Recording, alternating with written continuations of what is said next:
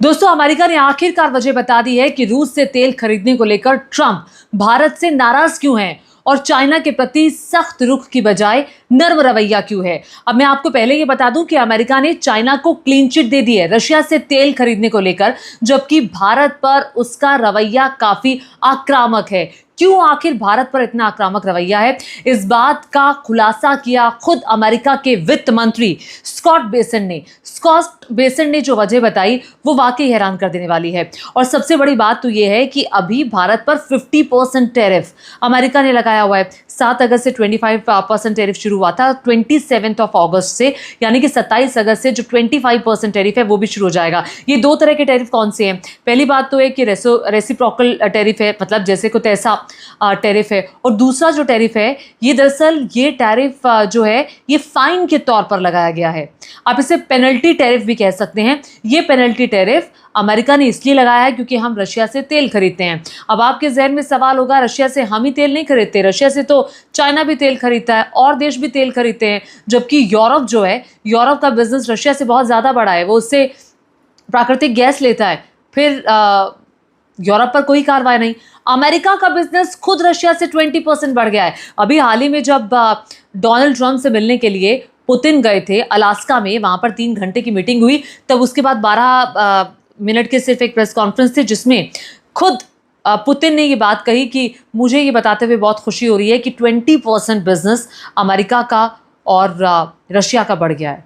दोहरा रवैया नहीं है, खुद आप बिजनेस कर लें, चाइना को बिजनेस करने दें, यूरोपियन संघ बिजनेस कर ले, लेकिन भारत अगर बिजनेस करे तो आपको आपत्ति हो जाती है।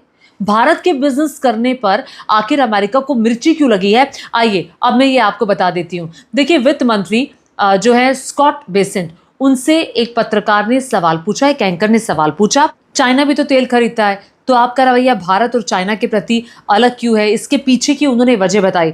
उन्होंने कहा कि आइए मैं आपको इतिहास में लिए चलता हूँ।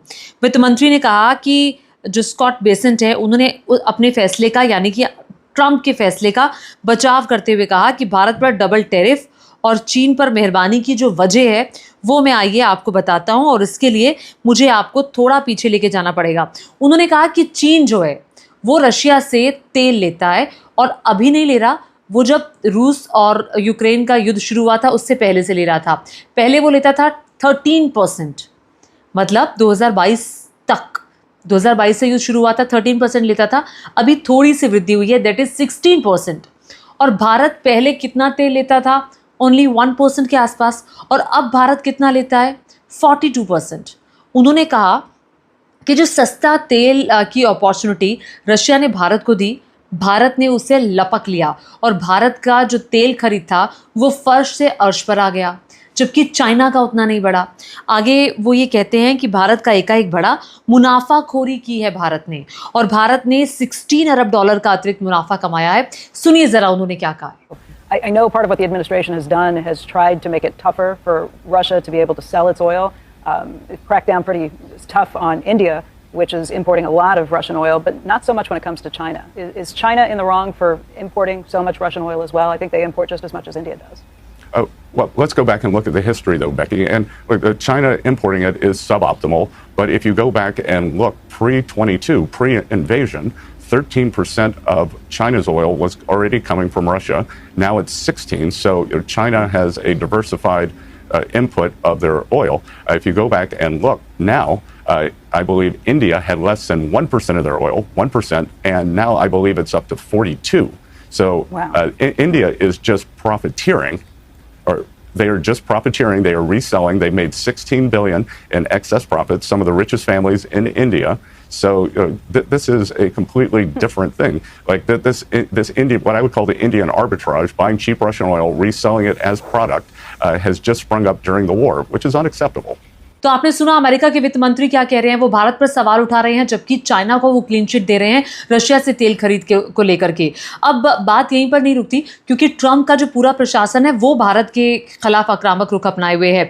अब देखिए, अमेरिका के व्हाइट हाउस के प्रेस सेक्रेटरी हैं, जिन्हें आप बार बार देखते भी हैं, कैरोलिन लेविट इनका नाम है। इन्होंने भी बयान दिया कि ट्रंप ने रूस पर दबाव बनाने के लिए भारत पर आर्थिक प्रतिबंध लगाया है, यानी कि रशिया और यूक्रेन का युद्ध रोकने के लिए उनको भारत दिखाई दे रहा है कि भारत ना खरीदारी करे।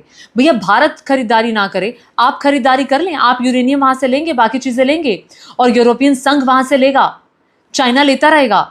सिर्फ आपको इन सब में भारत ही कमजोर कड़ी दिखाई दे रहा है। वो क्यों? क्या भारत की ढुलमुल विदेश नीति का ये असर है कि अमेरिका इतना बोल पा रहा है? क्यों आखिर चाइना के सामने चू तक नहीं कर पा रहा है अमेरिका? अपने आप में ये बड़ा सवाल खड़ा हो जाता है। क्या ये चाइना की विदेश नीति की जीत नहीं है और क्या ये भारत की विदेश नीति की हार नहीं है कि अमेरिका मुंह खोल के बार बार जब उनके प्रशासन का मन करता है, किसी भी मंत्री का मन करता है, खुद डोनाल्ड ट्रंप का मन करता है, तो आप बोल देते हैं। 42 बार बोल चुके हैं कि मैंने युद्ध रुकवाया। कहाँ है हमारी विदेश नीति? अब एक तरफ ब्रिक्स देशों के साथ हमने गतिविधियां बढ़ा दी हैं। चाइना भी हमारे प्रधानमंत्री जाने वाले हैं, ये भी जानकारी आ रही है। चाइना के विदेश मंत्री का यहाँ पर दौरा, ये सब चीज़ें चल रही हैं जो अमेरिका को चिढ़ा रही है। कल क्या होगा? अगर कल अमेरिका ने हमारे खिलाफ नर्म रुख अख्तियार कर लिया तो फिर से हम सॉफ्ट हो जाएंगे अमेरिका के प्रति? ये बड़े सवाल खड़े होते हैं और हमें अपनी तटस्थ विदेश नीति की तरफ वापस लौटना होगा। हमें एक सामंजस्य बनाकर चलना पड़ेगा। आप डुल ना जाए किसी के सामने हाउडी मोदी करते हुए, नमस्ते ट्रंप करते हुए। आप या तो कर देंगे तो आप बहुत ज़्यादा कर देंगे, नहीं तो फिर आप बिल्कुल बैठ जाएंगे, चुप ही हो जाएंगे, कुछ बोलेंगे नहीं। तो ये बहुत बड़ा झटका मुझे लगता है प्रधानमंत्री नरेंद्र मोदी के लिए भी है। वो इसलिए क्योंकि जिसे उन्होंने दोस्त समझा वही फ्रेंड डोनाल्ड ट्रंप उनके लिए, उनके देश के लिए इस तरह का रवैया अपनाए हुए है। ये वो देश है जिसने ट्रंप की जीत पर खुशियां मनाई थी और इस देश के प्रति ट्रंप का रवैया काफ़ी ख़राब है। वो सिर्फ भारत पर प्रेशर बना रहा है, जबकि भारत की बजाय चाइना भी तेल ले रहा है। कोई प्रेशर नहीं है, कोई बात नहीं है, क्योंकि वहाँ पर आपके बिजनेस हित जुड़े हुए हैं। आप चाइना से पंगा नहीं ले सकते, ये खुद यूएस भी जानता है। आर्थिक स्थिति डावाडोल हो जाएगी, कितना कुछ वो चाइना से भी लेते हैं। अब एक रिपोर्ट जो कहती है वो भी चौंकाने वाली है और ये रिपोर्ट कहती है कि जो ट्रंप की ये नई टैरिफ नीति है उससे अमेरिकी खरीदारों को डर सता रहा है और बहुत से अमेरिकी खरीदार जो हैं वो अब वियतनाम, बांग्लादेश के बाज़ारों की तरफ रुख कर रहे हैं। और इसका जो सबसे ज़्यादा असर है वो पड़ रहा है लेदर इंडस्ट्री पर, फुटवेयर इंडस्ट्री पर, टेक्सटाइल पर पड़ा है। और जाहिर तौर पर ये अगर नीति लंबे समय तक रहती है तो यकीन मानिए जो भारत के मैन्युफैक्चरर्स हैं उनको इसका बहुत नुकसान उठाना पड़ेगा, जाहिर तौर पर बहुत नुकसान उठाना पड़ेगा और ये खामियाजा बहुत जल्दी हम उसको भर नहीं पाएंगे।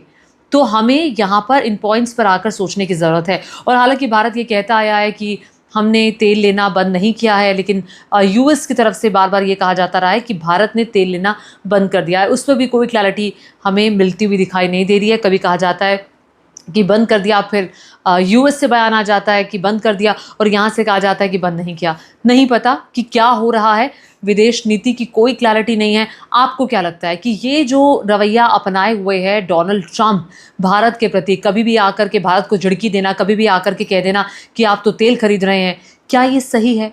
और मैं आपको ध्यान दिलाना चाहूँगी एक और बयान जो पिछले दिनों दिया गया था उस पर भी, जिसमें अमेरिका ने भारत को बर्बाद करने की धमकी दी थी। अमेरिका ने कहा था कि अगर भारत तेल लेगा तो हम भारत को बर्बाद कर देंगे। इस तरह की जो भाषा है भारत के प्रति, क्या ये किसी भी तरीके से एक्सेप्ट की जा सकती है? हालांकि अब तक तो हम यही जानते थे कि रशिया से चाइना सबसे ज़्यादा तेल ले रहा है, भारत नंबर 2 पर आता है। इसी को लेकर विक्रम चंद्रा वरिष्ठ पत्रकार ने एक सवाल पूछा ग्रोक से, जो कि एआई है एक्स का, what percentage of Chinese oil import come from Russia. उसके जवाब में ग्रोक क्या लिखता है, based on data EIA, EIU और अदर सोर्सेज के हवाले से ग्रोक ने बताया कि रशिया से तेल खरीदता है चाइना ऑयल इंपोर्ट 15%। ये जब वॉर शुरू हुई थी 2022 में, उससे पहले की बात है, 2018 से 2021। उन्होंने कहा कि ये बढ़ गया 20 से 21% 2024 में, लेकिन इस साल की शुरुआत में ये 17.5% पर आ गया।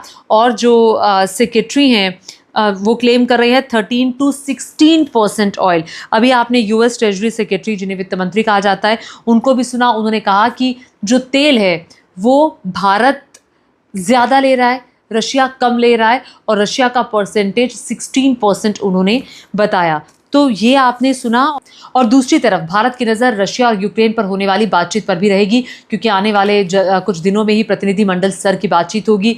रशिया के जो प्रतिनिधिमंडल है वो यूक्रेन के प्रतिनिधिमंडल से मिलेगा, फिर जेलेंस्की और पुतिन की मुलाकात होगी। और अगर युद्ध विराम हो जाता है, हालांकि सीजफायर पर अभी कोई सहमति नहीं बनी, अगर युद्ध रुक जाता है तो फिर ये जो एक्स्ट्रा 25% का टैरिफ है ये अमेरिका भारत से हटा सकता है। हालांकि अमेरिका के प्रतिनिधिमंडल को भी भारत आना था टैरिफ पर बात करने के लिए, लेकिन वो प्रतिनिधिमंडल भी अभी भारत नहीं आ रहा। कब आएगा इसके बारे में कोई जानकारी नहीं है। लेकिन हाँ, ये जो पेनल्टी टैरिफ 25% का है, इससे भारत को जाहिर तौर पर झटका लगेगा, हमारे मैन्युफैक्चरर्स को झटका लगेगा, इसमें कोई दो राय नहीं है।